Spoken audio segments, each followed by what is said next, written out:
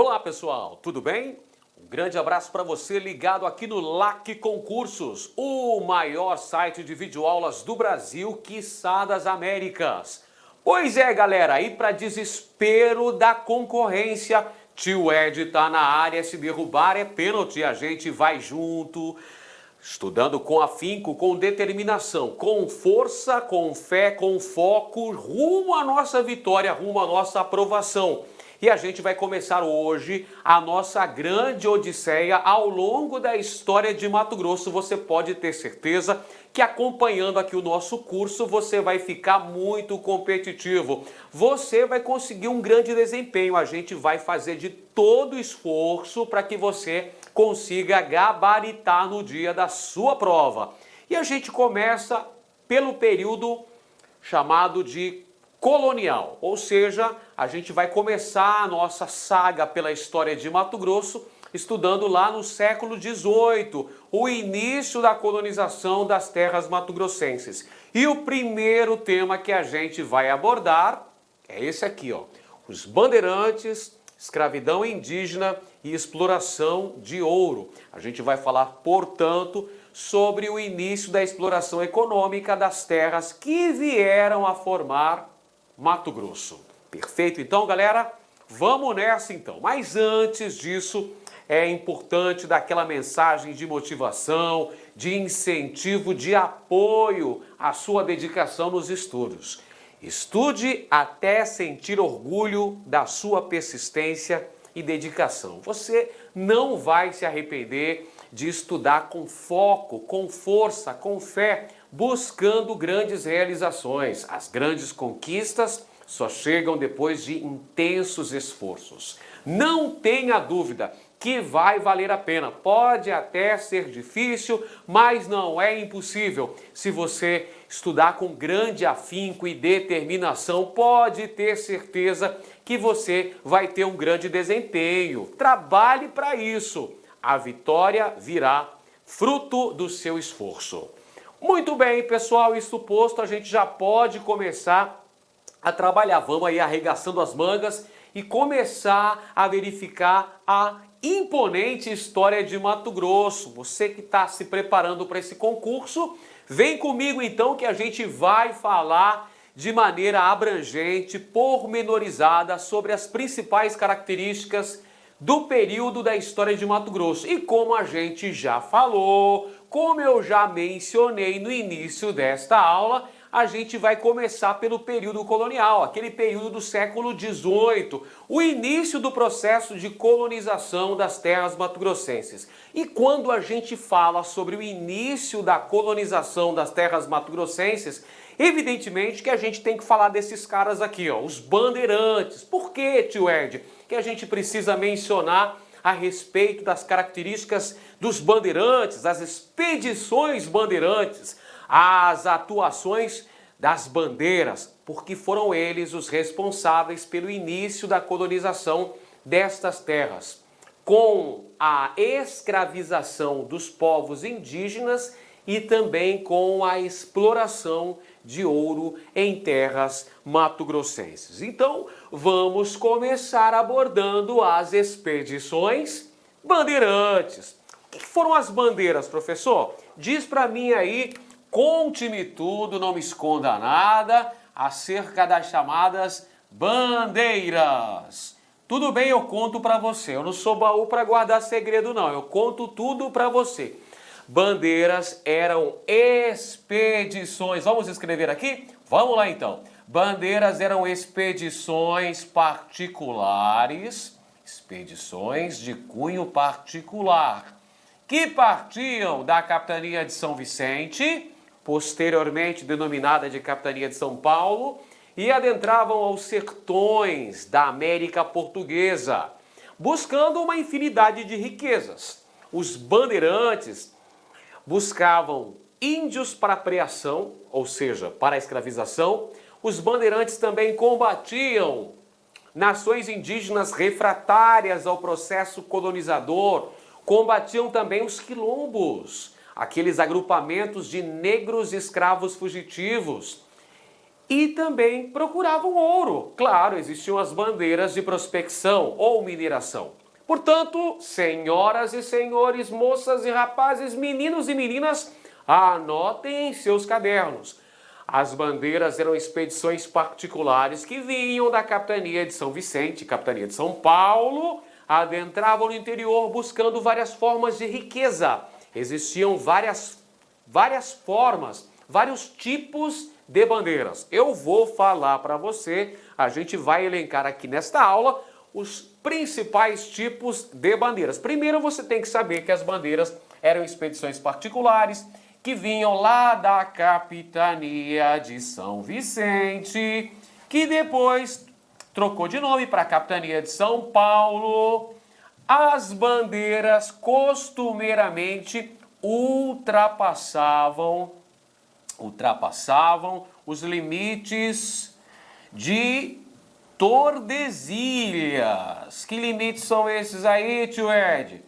Gente, você sabe que existiu o Tratado de Tordesilhas, que foi assinado entre Portugal e Espanha no contexto da expansão marítima, né? Sabe disso, estudou lá com a sua tia na terceira série, e você lembra disso. Tratado de Tordesilhas que dividiu o Novo Mundo entre as duas coroas ibéricas. O lado leste coube a Portugal, o lado oeste, por sua vez, ficou para a Espanha. Você sabe disso. Então havia aí o Tratado de Tordesilhas, dividindo a América Portuguesa em duas...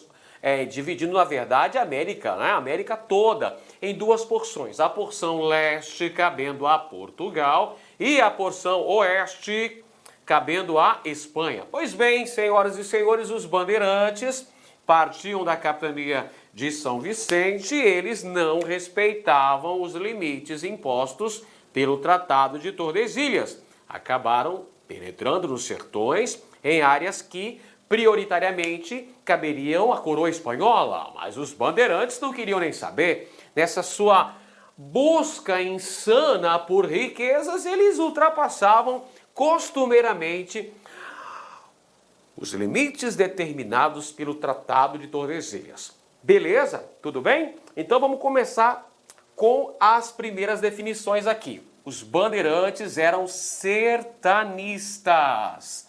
Sertanistas. Como assim, professor? Eles viviam nos sertões. Quando eu falo de sertão, eu estou me referindo ao interior da América Portuguesa. Vamos lembrar que os portugueses começaram a colonização do Brasil pelo litoral, isso mesmo. Ao longo da costa litorânea é que se estabeleceram as primeiras vilas e as primeiras cidades do Brasil. E o interior? O interior era chamado de sertão. O interior foi gradativamente sendo ocupado pelos portugueses. Uma série de eventos, uma série de fatores contribuíram para a ocupação do interior da América Portuguesa.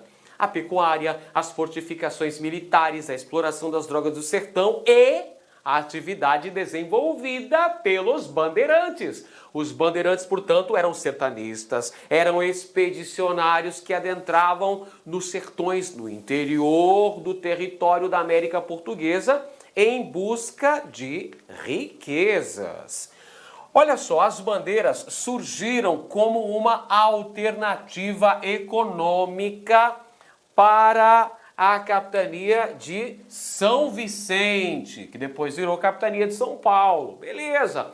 Você se lembra lá do processo das capitanias hereditárias, não lembra? Quando o rei de Portugal, Dom João III, o colonizador, resolveu dividir o território brasileiro em lotes de terra de tamanhos variáveis e entregou para cada um desses lotes de terra, chamados donatários, a incumbência de colonizar essas capitanias hereditárias. Das capitanias que foram criadas lá no ano de 1534 pelo rei de Portugal, apenas 2 capitanias conseguiram resultados exitosos. Só 2 capitanias conseguiram prosperar. As capitanias de Pernambuco e São Vicente. Essas 2 capitanias prosperaram em razão do cultivo de cana-de-açúcar. Porém, a capitania de São Vicente não conseguiu acompanhar a produção açucareira da capitania de Pernambuco e ficou para trás, passou por uma fase de estagnação econômica. E aí, diante dessa crise na economia vicentina, surgem atividades complementares, atividades que vêm para salvar a combalida economia do Planalto Vicentino. Entre essas tais atividades que eu acabei de mencionar para os senhores estavam a agricultura de subsistência e as expedições bandeirantes. Então entenda, a capitania de São Vicente enfrentava dificuldades econômicas em razão de não conseguir acompanhar o desenvolvimento da capitania de Pernambuco, que era o principal foco da produção açucareira na América Portuguesa. Sendo assim, diante dessa estagnação econômica, os habitantes do Planalto Vicentino precisaram então encontrar atividades viáveis para manter a economia local. Essas atividades viáveis foram a agricultura de subsistência e também as expedições bandeirantes. Entendeu aí por que foi justamente na capitania de São Vicente que surgiram as bandeiras? Bandeiras, expedições particulares que buscavam riquezas no sertão, ultrapassavam os limites do Tratado de Tordesilhas. Haviam vários tipos de bandeira, eis aqui as principais. Bandeira de apresamento, também chamado de bandeira de preação. O que é isso, professor? O que são as bandeiras de apresamento, as bandeiras de apreação aí, tio Ed? Respondo para você. As bandeiras de apresamento dedicavam-se à caça ao índio. Os bandeirantes, olha os bandeirantes aqui penetrando nos sertões, os bandeirantes caçavam os índios para convertê-los em escravos. Vamos acompanhar o processo novamente. A capitania de São Vicente, isolada do ponto de vista econômico, porque não conseguiu acompanhar a produção açucareira nordestina, tinha inclusive dificuldade de adquirir mão de obra escrava, escravos de origem africana. Sendo assim, os habitantes de São Vicente passam a escravizar os povos indígenas. Surgem as bandeiras de apresamento, preação ou caça ao índio. Tudo bem? Primeiro tipo de bandeira, anota aí no seu caderno, bandeira de apresamento. Uma observação importantíssima para você. As primeiras bandeiras a trilharem os territórios que dariam origem a Mato Grosso foram justamente as bandeiras de apresamento, as bandeiras de preação. Beleza? Anota aí para não esquecer. Outro tipo de bandeira que surgiu nesse contexto histórico são as bandeiras de sertanismo de contrato. As bandeiras de sertanismo de contrato eram aquelas que realizavam certos servicinhos no interior do território da América Portuguesa. O combate a nações indígenas hostis ao processo de colonização e também o ataque aos quilombos, às comunidades quilombolas, bandeiras de sertanismo de contrato. Os bandeirantes, por exemplo, foram contratados para combater os índios tapuias durante o processo de expansão da pecuária pelo Vale do Rio São Francisco. Os bandeirantes também foram contratados para destruir quilombos, como é o caso do célebre quilombo de Palmares, na Serra da Barriga, que foi destruído pelo bandeirante Domingos Jorge Velho. Compreendeu? Bandeiras de sertanismo de contrato eram aquelas bandeiras que realizavam certas atividades, certas tarefas no interior do território. Combate a indígenas, combate a quilombos. Maravilha! Temos ainda as bandeiras de prospecção. Temos que falar das bandeiras de prospecção. São as bandeiras de mineração. Agora ficou mais fácil, não é? Ficou mais inteligível. Bandeiras de prospecção ou bandeiras de mineração dedicavam-se evidentemente à busca de metais e pedras preciosas. E foram responsáveis pela descoberta de ouro no Brasil durante o século XVIII. Primeiro em Minas Gerais, depois em Mato Grosso e finalmente em Goiás. Maravilha? Temos ainda as monções, galera. As monções nós podemos também colocar nesse rol de bandeiras. Por que razão, professor? Porque as monções, anota aí no seu caderno, mais uma informação importante. A gente ainda vai falar sobre monções na aula que a gente tratará especificamente sobre a fundação de Cuiabá e o início do processo de colonização. Fica tranquilo que a gente vai relatar todos os itens que constam no seu edital. Aqui no LAC Concursos não tem lero-lero nem vem cá que eu também quero. Você vai ter uma super preparação, você vai ficar muito competitivo. Pode escrever isso, hein? Pode escrever isso aí e me cobrar depois. Você vai ter uma preparação. Olha, não tem comparação aqui na internet brasileira. A melhor preparação focada para você. A gente com muito esforço, muita dedicação, preparando um material consistente que vai ajudar você a gabaritar a sua prova. Pois bem, estamos falando das monções, não é isso? Beleza. As monções eram expedições comerciais que utilizavam-se dos mesmos caminhos que os bandeirantes lançaram mão para chegar até Cuiabá. Quais são os caminhos que os bandeirantes utilizaram para chegar a Cuiabá, professor? Os caminhos fluviais. Os bandeirantes utilizaram-se dos rios, né, da rica hidrografia que drena esta parte mais central da América do Sul. Eu sempre quis dizer isso, não sei porquê. Então, pessoal, os mesmos caminhos utilizados pelos bandeirantes foram usados pelos monçoeiros. Então, eram expedições fluviais que partiam lá da capitania de São Paulo e vinham abastecer as regiões mineradoras aqui em Mato Grosso. Perfeito? A gente ainda vai falar mais sobre as monções. Fica tranquilo. Por enquanto, você já anota aí os tipos principais de bandeiras. Bandeira de sertanismo de contrato, bandeira de prospecção e não podemos esquecer das bandeiras de apresamento silvícola. Tudo bem?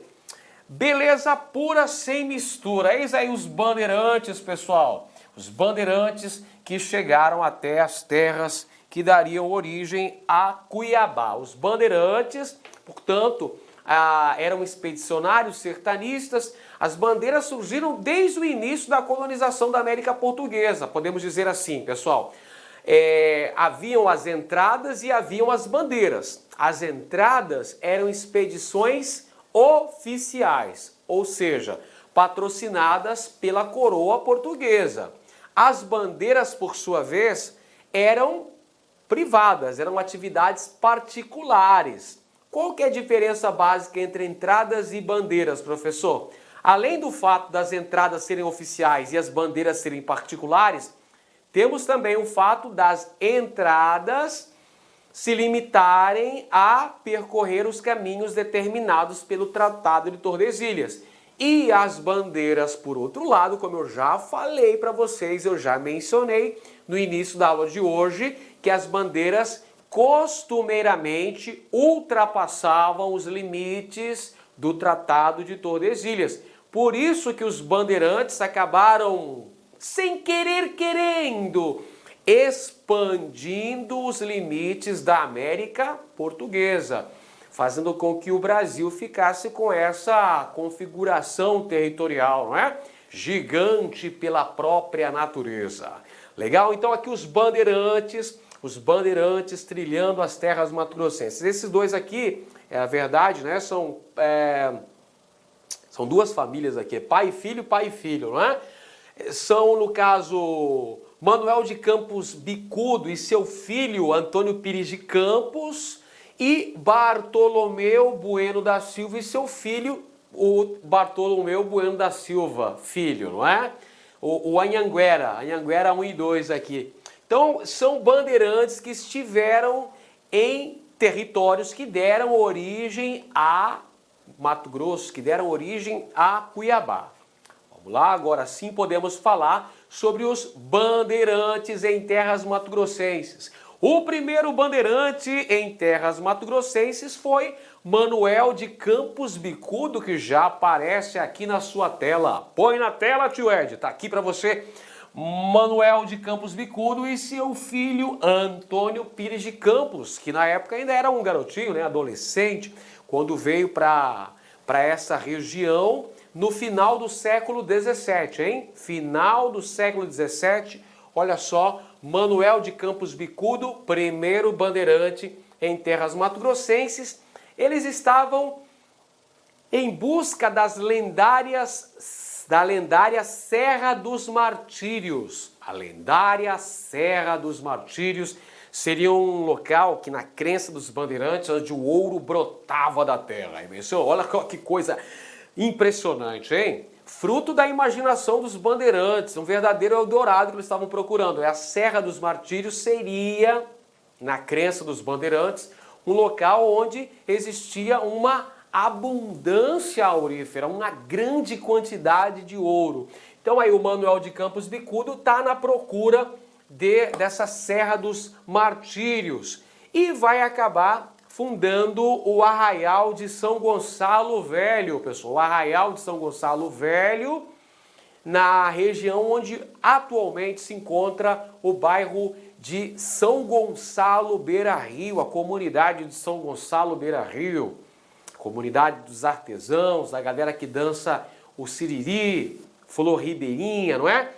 O Arraial de São Gonçalo ali formou-se pela incursão dos primeiros bandeirantes em terras mato-grossenses. Os bandeirantes, a bem da verdade, procuravam índios para a preação, buscavam índios, mas estavam na expectativa de encontrar as famosas, pelo menos na imaginação deles era assim, Serra dos Martírios, que jamais foi encontrada, evidentemente. Outro bandeirante, Antônio Pires de Campos, que está aqui, aparece também na ilustração. Era o filho de Manuel de Campos Bicudo. Chegou até a região do rio Cochipó-Mirim no ano de 1718. Então, olha só, o pai dele esteve em terras mato-grossenses no final do século XVII, por volta de 1685 aproximadamente. Já no século XVIII, o nosso amiguinho Antônio Pires de Campos retorna para essas terras e ele vai fazer incursões na região banhada pelo rio Cochipó. Qual era a grande função, o grande objetivo da expedição do bandeirante Antônio Pires de Campos? Era capturar o gentil Poconé, o gentil Cochiponé, perdão. O gentil Cochiponé, os índios Bororo. Então, o objetivo da bandeira de Antônio Pires de Campos, que chegou à região banhada pelo rio Cochipó-Mirim no ano de 1718, era justamente capturar, prear índios, os índios Cochiponé, os índios da nação Bororo, pessoal. No ano seguinte, um outro bandeirante vem no encalço da bandeira de Antônio Pires de Campos, que falou, olha, existe uma grande quantidade de indígenas para serem capturados na região banhada pelo rio Cochipó, pelo Cochipó-Mirim. Então o sorocabano bandeirante Pascoal Moreira Cabral, ele aqui, vem para a região na busca de empreender guerra contra o gentil Cochiponé. Portanto, a bandeira de Pascoal Moreira Cabral era uma bandeira de apresamento indígena, bandeira de caça ao índio. Essa bandeira vai entrar em conflito com os Cochiponé. Os Cochiponé vão empreender uma resistência à chegada da bandeira de Pascoal Moreira Cabral. Vai gerar uma guerra, um conflito dos Cochiponé com os elementos da bandeira de Pascoal Moreira Cabral, que só não foram derrotados porque tiveram a providencial ajuda dos elementos da bandeira dos irmãos Pais de Barros, que vinham no encalço da bandeira, não é? E vão ajudar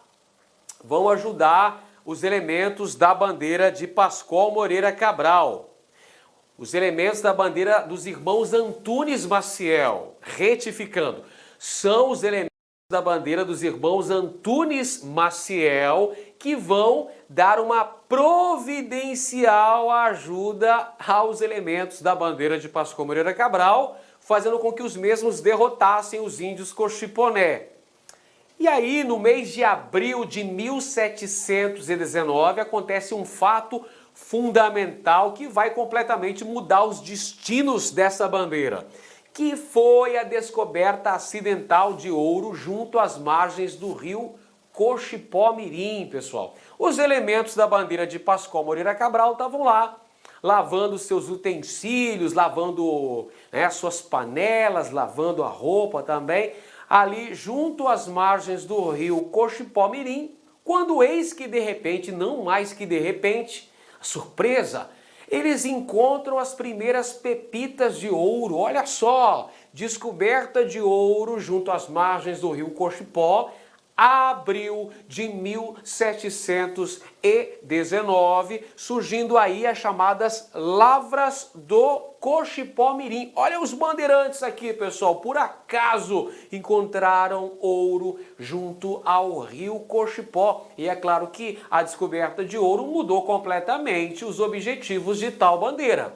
Você se lembra que os bandeirantes, esses bandeirantes aí, liderados por Pascoal Moreira Cabral, vieram para cá na ânsia de capturar indígenas. Mas aí, eis que eles encontram ouro junto às margens do Cochipó-Mirim. Aí, a descoberta da primeira jazida aurífera em terras cuiabanas, que deu origem ao chamado Arraial da Forquilha, na confluência dos rios Cochipó e Mutuca. Ali se formou um arraial, foi erigido um arraial sob a proteção de Nossa Senhora de Penha de França. Perfeito? Foi lavrada então uma ata de descobrimento de ouro e fundação do arraial, Arraial da Forquilha, pelos elementos da bandeira de Pascoal Moreira Cabral. Então ali formou-se agora de verdade o primeiro núcleo populacional em terras mato-grossenses. Ah, professor, mas não teve lá o outro arraial do São Gonçalo Velho? Mas esse arraial não prosperou. Agora o Arraial da Forquilha, com a descoberta de ouro nesse território, nós vamos ter o quê? Prosperidade econômica. O Arraial da Forquilha, fundado pelos bandeirantes aí da expedição comandada por Pascoal Moreira Cabral. 8 de abril de 1719. Bacana. Então surgiu o Arraial da Forquilha. Pouco depois, pessoal, um outro bandeirante, também sorocabano, como Pascoal Moreira Cabral, chamado Miguel Sutil, vai se estabelecer no Arraial da Forquilha. E ele vai pedir que os integrantes de sua bandeira, que alguns indígenas que faziam parte de sua bandeira, porque veja só, a propósito, havia também a participação de elementos indígenas nas bandeiras, de indivíduos indígenas nas bandeiras, os índios aliados. Perfeito? Porque como é que os bandeirantes aprenderam a percorrer os caminhos do sertão, a diferenciar entre ervas comestíveis, plantas comestíveis e plantas venenosas? Como que eles aprenderam a conhecer ali a própria essência do sertão? Como é que eles aprenderam a fazer os batelões, as canoas com as quais eles percorriam os rios? Com os indígenas. É tudo fruto do conhecimento silvícola, conhecimento dos povos nativos. Existiram aqueles que se aliaram aos bandeirantes e aqueles indígenas também que combateram os bandeirantes. Então era comum existirem indígenas, indivíduos indígenas nas bandeiras. Então, olha só, voltando ao nosso amiguinho Miguel Sutil, ele mandou que 2 índios fossem buscar mel. Os bandeirantes adoravam consumir mel, não é? Consumiam alimentos silvestres, porque eles faziam longas jornadas pelo sertão. Então, esses indígenas embrenharam-se na mata para coletar o precioso mel, não encontraram mel, voltaram depois de alguns dias, mas com algo muito mais precioso do que mel, que foi ouro. Eles encontraram ouro junto às margens do córrego da Prainha, pessoal. Isso aconteceu no ano de 1722, com a descoberta das lavras do Sutil no córrego da Prainha, que foi uma das principais jazidas auríferas encontradas em terras mato-grossenses. Segundo José Barbosa de Sá, que foi o primeiro cronista de Cuiabá, lá no século XVIII, as lavras do Sutil, no córrego da Prainha, na área central de Cuiabá, nas imediações ali da fralda do Morro da Luz, né? O morro ali onde a gente tem a Capela de São Benedito, a Igreja do Rosário, naquelas imediações que foi a descoberta das lavras do Sutil, atual Avenida Tenente Coronel Duarte, que a gente chama carinhosamente de Avenida da Prainha, porque ali existia um córrego afluente do rio Cuiabá. No córrego da Prainha, moçada, foi descoberto então as lavras do Sutil pelos elementos da bandeira de Miguel Sutil. Olha o Miguel Sutil aqui, a descoberta de ouro no córrego da Prainha, que fez surgir, pessoal, um novo arraial para essa região, que é o Arraial do Bom Jesus de Cuiabá. Arraial do Bom Jesus de Cuiabá. É o Arraial de Cuiabá, pessoal, erigido sob a proteção do Bom Jesus. Os bandeirantes eram muito católicos, né? A religiosidade dos bandeirantes era algo impressionante. Então eles colocavam ali sempre a proteção de um santo. No caso aqui foi o próprio Messias, né? O próprio Salvador, o Bom Jesus como o protetor, o padroeiro ali do arraial que se formou logo após a descoberta dessa importante jazida, desse importante veio aurífero. A descoberta das lavras do Sutil contribuiu para um deslocamento populacional. A galera que estava lá no Arraial da Forquilha, lembra do Arraial da Forquilha? Que foi fundado em 1719 pela bandeira de Pascoal Moreira Cabral? Pois é, quando foi noticiado a descoberta, quando se espalhou a fofoca da descoberta das lavras do Sutil, a galera, se pirulitou para lá, se deslocou para essa área banhada pelo córrego da Prainha, surgindo outro arraial, o Arraial do Bom Jesus de Cuiabá, que muitos historiadores entendem como a verdadeira origem histórica de Cuiabá, que é na região central, o centro histórico de Cuiabá, margeia aquela região onde foi edificado ali o Arraial do Bom Jesus, onde foi descoberto as lavras do Sutil. Beleza? Show de? Legal então, pessoal. Então acompanha comigo. O Arraial da Forquilha, 8 de abril de 1719. Arraial do Bom Jesus, 1722. O Arraial do Bom Jesus, para muitos historiadores, é considerado a origem histórica de Cuiabá. Mas para todos os efeitos, fica valendo como fundação de Cuiabá a ata do descobrimento de ouro das lavras do Cochipó-Mirim e a edificação do Arraial da Forquilha por Pascoal Moreira Cabral. Perfeito? Maravilha! Bom, e quais são as consequências aí, tio Ed? Quais são as consequências principais da atuação dos bandeirantes no século XVIII aqui em Cuiabá? Olha só, consequências importantes, descoberta de ouro. tivemos a descoberta de ouro, as lavras do Coxupó-Mirim, as lavras do Sutil, as lavras de Brumado, Corumbiara, no Rio Galera. Então tudo isso, a atuação dos bandeirantes. Além disso, nós temos um aumento do interesse paulista nesse território. Quando eu digo interesse paulista, interesse bandeirante. Não se esqueça de onde vinham as bandeiras.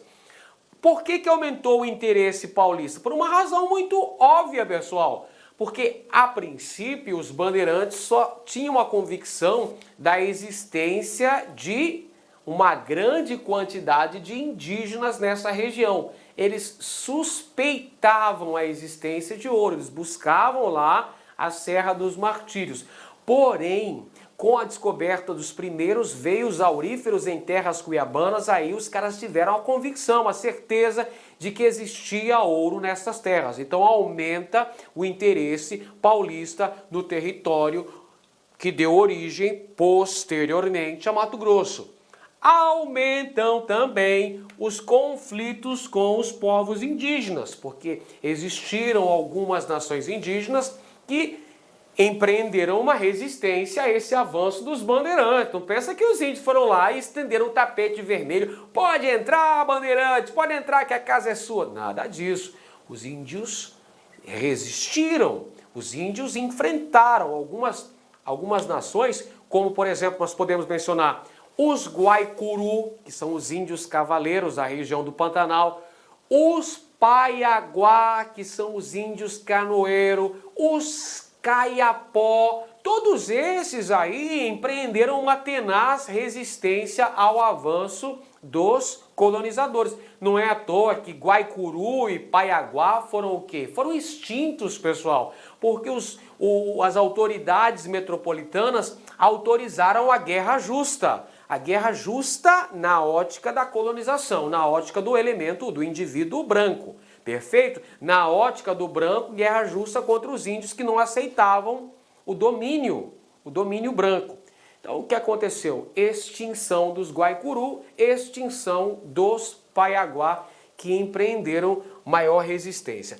Temos também a atividade da mineração, a colonização das terras mato-grossenses, tem como início, como foco, a mineração. Cuiabá surge desse processo minerador, da descoberta dessas jazidas de ouro nessas terras. Maravilha?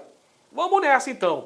Pessoal, para consolidarmos o que a gente estudou hoje sobre os bandeirantes, escravidão indígena e exploração de ouro, vamos resolver aí uma bateria de questões para a gente ficar tinindo, ficar competitivo para esse concurso? Vamos lá então. Primeira questão que caiu no concurso da Procuradoria-Geral do Estado de Mato Grosso em 2016. Vamos conferir? O povoamento do território mato-grossense recebeu notável impulso no período colonial olha só, a questão está perguntando para você qual foi o principal fator que garantiu o maior povoamento do território, não é? O que a gente pode chamar de colonização do território mato-grossense no início do período colonial mato-grossense, lá no século XVIII. Vamos ver? Letra A diz que foi a abertura dos caminhos em direção ao Grão-Pará no começo do século XIX. Moçada, olha só, vamos prestar atenção. Quando ele fala em período, olha só, o comando da questão é muito importante. Você já começa acertando a questão lendo com atenção o comando dela, que ela aí vai te estabelecer ali o caminho, vai te nortear o trajeto para chegar na resposta correta. Ele fala aqui, ó, período colonial, não é isso? Beleza. Período colonial, lembra aí, moçada, quando fala período colonial aqui em Mato Grosso, nós estamos falando do século XVIII. Século XVIII. Beleza, amiguinho? Século XVIII, que é o período colonial em terras mato-grossenses. Aqui ele fala de século XIX, ele fala de caminhos. Caminhos em direção ao Grão-Pará. Olha só, pessoal, completamente fora de propósito, completamente errônea essa questão. Essa afirmação está errada.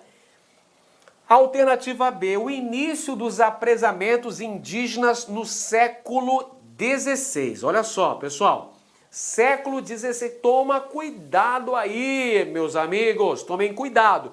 Século XVI, pessoal, é até o período colonial brasileiro, mas não é o período colonial mato-grossense, né? Século XVI não há essa grande incursão de expedicionários em terras que dariam origem futuramente ao território de Mato Grosso.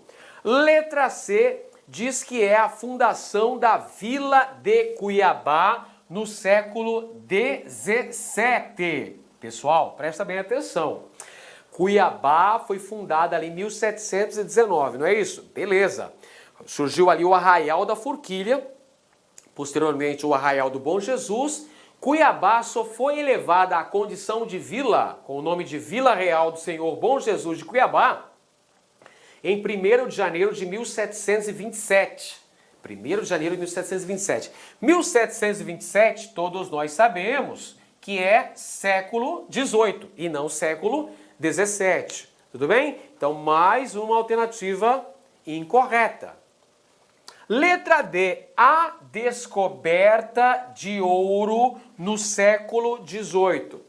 Pessoal, a descoberta de ouro no século XVIII, 1719, as lavras do Cochupó-Mirim, 1722, as lavras do Sutil, contribuíram para esse crescimento populacional, esse povoamento do território, aguçaram os interesses paulistas por essas terras? Claro que sim, meus amiguinhos. Claro que sim. A descoberta de ouros, primeiros veios auríferos encontrados, contribuíram para a vinda de muita gente para essa região, dando origem aos arraiais aqui edificados e, posteriormente, à Vila Real do Senhor Bom Jesus. Beleza? Letra E. Vamos fazer a letra E também. Nós já sabemos que a letra D é a alternativa correta. Vamos assinalar aqui. Legal. Letra E, os primeiros povoados jesuíticos, como o Arraial da Forquilha, no século XV. Pessoal, tudo errado aí. Vamos lá. Primeiro, porque não era um povoamento jesuítico, não é? Quem fundou o Arraial da Forquilha? Pascoal Moreira Cabral. O que ele era? Bandeirante. Bandeirante não é jesuíta, pô. Ok? O Arraial da Forquilha, segundo ponto aqui, moçada, o Arraial da Forquilha não foi no século XV, cara. O Arraial da Forquilha é 1719, século XVIII. Então, já falou ali em cima, período colonial. Então, você já sabe que é século XVIII em Mato Grosso. Então, moçadinha, resposta correta, letra D de Deus. De dedicação, rumo à sua aprovação. Vamos nessa. Próxima questão, vamos lá. Letra D. Uma questão aqui, ó. Questão número 2 agora. Número 1 foi letra D. Vamos ver número 2? Vamos ver. Número 2 aqui. Assinale a opção em que se identifica o principal fato decorrente da descoberta de ouro em Mato Grosso na primeira metade do século XVIII. Vamos lá. Vamos acompanhar. Vamos destrinchar esse comando da questão. Uma questão interessante. Já vai direto. Assinale a opção em que identifica, então a gente precisa identificar ali, ó, o principal fato decorrente. O que decorre da descoberta de ouro? Hein? O que vai contribuir? A descoberta de ouro vai gerar o quê em Mato Grosso? Letra A diz que é a pacificação dos povos indígenas que habitavam a área. Moçada, a descoberta de ouro em terras mato-grossenses acabou gerando uma série de conflitos com os povos indígenas que estavam aqui no território primordialmente. Claro, os índios vão tentar resistir. Algumas dessas sociedades indígenas vão empreender verdadeiras guerras de sobrevivência. Os Guaicuru, os Paiaguá, os Caiapó, só para citar 3 exemplos. Perfeito? Então, essa pacificação aqui, ó, que pacificação o quê, não é? Geraram muitos conflitos. Tanto é que deram origem às chamadas guerras justas, que eram aquelas expedições militares que eram formadas para combater os índios que não aceitavam cabresto, que não aceitavam chicote, que não aceitavam a dominação. Tudo bem? Então fica atento com isso. Letra B diz que é a chegada dos bandeirantes, chegada das expedições bandeirantes em terras mato-grossenses. Gente, não, um fato decorrente, quer dizer, é um fato que... O que veio depois? O que decorreu desse fato? A descoberta de ouro. Descobriu ouro, é aí que vem os bandeirantes? Não, os bandeirantes já vinham para os territórios mato-grossenses antes disso. Tanto é que o primeiro interesse dos bandeirantes nesse território era capturar os índios. Eram as bandeiras de apresamento. Você se lembra que eu falei aí? Bandeira de Antônio Pires de Campos, de apresamento. Bandeira de Pascoal Moreira Cabral, era de apresamento. Virou bandeira de mineração por causa da descoberta acidental das lavras do Cochipó-Mirim. Mas, essencialmente, o interesse desses bandeirantes supracitados era capturar indígenas. Fica atento aí, amiguinho. Então, a chegada das expedições bandeirantes na região não é um fato decorrente. Os bandeirantes chegam antes. Afinal de contas, são os bandeirantes os descobridores dessas jazidas. Letra C, consolidação dos limites do Tratado de Tordesilhas. Nada disso, pessoal. Como eu disse para vocês durante a aula, os bandeirantes contribuíram para um alargamento informal das fronteiras da América Portuguesa, fazendo com que o Tratado de Tordesilhas ficasse obsoleto, virasse letra morta. Por isso que Portugal e Espanha tiveram que assinar um novo tratado, que foi o Tratado de Madrid, assinado em 1750 e baseado no princípio do uti possidetis. Fica ligado aí, pessoal. Então, consolidação de Tordesilhas? Não. Anulação de Tordesilhas, estabelecimento de novos tratados. E letra E, efetivo início do povoamento de Mato Grosso. É a alternativa correta, apesar, pessoal, que eu não gosto muito dessa palavrinha aqui, povoamento. Porque dá a impressão de que o território era despovoado, o que não é verdade. Já existiam milhares de indígenas habitando este território, muito tempo antes. O que vai acontecer é um aumento o povoamento, na verdade, podemos colocar aqui um povoamento branco desse território, tudo bem? Ou então podia colocar no lugar de povoamento, colonização. Mas para todos os efeitos aí, a alternativa correta, letra D de Deus. Próxima questão aí, moçada. Uma questão aí que caiu no concurso da polícia, né? Do CFO da Polícia Militar. Com a descoberta do ouro em terras mato-grossenses no período colonial, foi necessário não apenas o emprego de mão de obra escrava para sua extração, como também a montagem do respectivo aparato fiscalizador responsável pelo controle dessa importante atividade econômica. Com relação ao tema, assinale a alternativa incorreta. Olha, muito importante o comando da questão, moçada. Estamos procurando a alternativa incorreta. A questão fala sobre o início do processo de colonização das terras mato-grossenses, a mineração, tá aqui, descoberta de ouro, não é isso? Terras mato-grossenses, olha só, período colonial. Vamos grifando as palavras-chave aqui, as palavras-chave que são importantes. Foi necessário não apenas, mão de obra escrava, está falando sobre a utilização da mão de obra na atividade mineradora e também fala sobre o aparato fiscalizador, como é que Portugal controlava a extração de ouro e também o pagamento de impostos. Legal. Letra A. Durante o período colonial, foram utilizados na extração aurífera tanto indígenas como negros africanos. Afirmação correta, pessoal. Afirmação correta. Usou-se na mineração de ouro em terras mato-grossenses. Os indígenas, né, os habitantes nativos do território, trouxeram também os bandeirantes, os colonizadores posteriormente também trouxeram os negros escravizados. Verdadeira afirmação. Mas lembra que a gente está procurando a alternativa incorreta. Então a gente não chegou à alternativa ainda que a gente precisa. Letra B de bola. O emprego de indígenas foi descartado em função de sua menor resistência às dificuldades, ou aliás, às difíceis condições de trabalho. Pronto, já encontrei a resposta.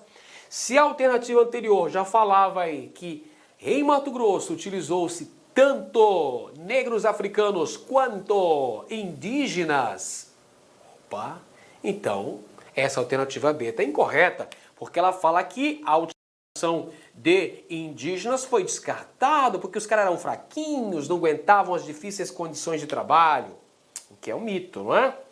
Letra C, o sistema fiscalizador da coroa portuguesa aplicado às regiões auríferas em Mato Grosso era similar ao empregado anteriormente em Minas Gerais. Sim, cobrança do quinto, captação. Depois a gente teve também as chamadas casas de fundição, ou seja, a mesma tributação estabelecida na região das Minas Gerais foi estabelecida na região do Cuiabá e Mato Grosso. Letra D, a tributação sobre a extração do ouro fez com que vários mineiros migrassem para outras regiões como Goiás e São Paulo. Verdadeiro, pessoal? Principalmente durante o período em que Dom Rodrigo César de Menezes, capitão-general da capitania de São Paulo, residiu na Vila Real do Senhor Bom Jesus de Cuiabá, num período equivalente a 1 ano e meio, 18 meses, ele elevou de forma exorbitante a cobrança de impostos. Implantou, portanto, um vigoroso aparato fiscalizador, um grande arroxo fiscal. Com isso, alguns sertanistas, não é? Alguns mineiros, para fugir dessa tributação, alguns vão para Goiás, outros retornam para a sede da capitania e outros, mais afoitos ainda, vão adentrando mais no território, no sertão mato-grossense, na região mais a oeste do território, vindo a encontrar as minas de Mato Grosso, na região onde posteriormente seria edificada a primeira capital de Mato Grosso, Vila Bela da Santíssima Trindade, na região banhada pelo rio Guaporé. Beleza? Mas isso tudo eu falo na próxima aula, quando a gente tratar da fundação de Cuiabá e também sobre os conflitos entre os mineradores e as autoridades metropolitanas. Fica tranquilo aí, né? Você pode estar pensando, professor, mas isso aí você não explicou na aula de hoje. Fica tranquilo que a gente vai falar na próxima aula. Legal? E ainda tem a letra E, moçada. Além da mão de obra escrava, a sociedade das minas era composta de negociantes, padres, burocratas, militares, entre outros. É claro, era uma sociedade heterogênea. Havia lá as camadas menos favorecidas, né? Os escravos, tanto indígenas quanto africanos, havia os livres pobres, havia lá uma tênue camada média, havia os padres, havia os burocratas de Estado, havia os militares e havia as camadas dominantes. Beleza? Então a alternativa incorreta é a letra B. Legal! E ainda tem mais uma questão aí pra gente finalizar com chave de ouro. Olha só. Há sempre conflituosa relação entre índios e não índios ao longo do processo de ocupação de Mato Grosso, adquiriu conotação diferenciada após a descoberta de ouro na região.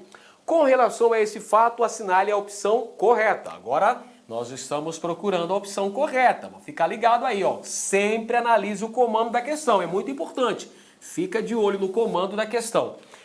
está falando sobre a conflituosa relação entre índios e não índios. Então está falando sobre o processo de colonização de Mato Grosso ao longo de seu processo histórico. Sempre aí uma certa belicosidade, né? Uma relação bastante conflituosa entre índios e não índios. Vamos lá.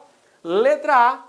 Moveu-se guerra contra os índios com o intuito, ou seja, com o objetivo de ser-lhes tomada a terra para que nela se efetivasse o povoamento branco.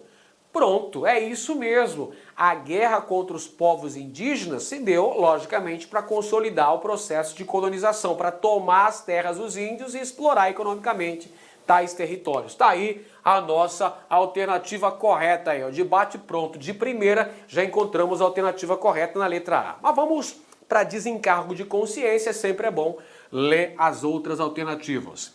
Letra B. Os índios passaram a ser objeto de captura para que servissem de mão de obra escravizada. Gente, tá falando aqui, ó, após a descoberta de ouro. Antes da descoberta de ouro, a gente até pode dizer que era o principal fator da vinda dos bandeirantes para essas terras a capturar os índios. Mas após a descoberta de ouro, o principal objetivo de fazer guerra com os índios era tomar-lhes as terras, para consolidar o povoamento branco. Letra C. Os indígenas foram deslocados para o litoral da colônia, onde desempenharam um papel central na agroindústria açucareira. Quer dizer, pegaram os índios aqui da região, mandaram todos para o litoral. Foram lá trabalhar no cultivo de cana-de-açúcar. Nada disso, pessoal, nada disso. Empreendeu-se guerra para tomar o território dos índios. E letra D. Os indígenas de Mato Grosso associaram-se aos espanhóis na guerra para impedir o adensamento da presença portuguesa na porção oeste da colônia. Nada disso, pessoal, nada disso. Até porque os espanhóis também, do lado de lá, não é? Na colonização da América do Sul, exploraram os indígenas. Então, nada disso. A única alternativa correta aqui na número 4 é a guerra contra os índios para tomar-lhes a terra e explorar esse território, consolidando o povoamento branco da região.